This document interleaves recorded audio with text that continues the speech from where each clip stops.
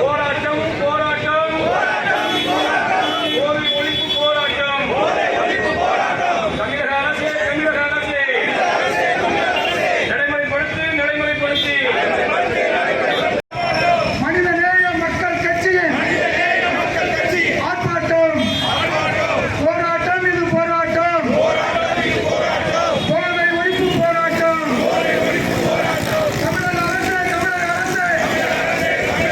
நடைமுறைப்படுத்தி முழு மதுவிலக்கை நடைமுறைப்படுத்தி தமிழக அரசே தடுத்து நிறுத்து சாராய சாவுகளை தடுத்து நிறுத்து தமிழக அரசே தைரியமாக முடிவெடு மக்கள் வாழ்வை சீரழிக்கின்ற மதுக்கடைகளை மூடிவிடு மாண்புக்குரிய தமிழக அரசே மகளிர் வாழ்வை சீரழி உளவுத்துறை இருக்குது. அனைத்து உளவுத்துறைகளும் என்ன செய்து கொண்டிருக்கிறது என்பது எங்களுக்கு தெரியவில்லை.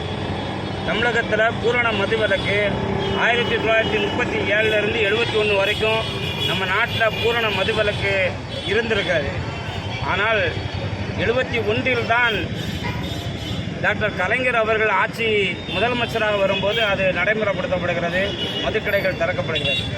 ஆகவே திராவிட மாடல் ஆட்சி என்று நடத்தி கொண்டிருக்கக்கூடிய முத்தமிழர் கலைஞர் அவருடைய மகன் முத்துவேல் கருணாநிதி ஸ்டாலின் அவர்கள் அவருடைய தலைமையிலேயே தமிழ்நாட்டில் பூரண மது விலக்கை அமல்படுத்த வேண்டும். அதைத்தான் மனிதநேய மக்கள் கட்சி நாங்கள் திமுக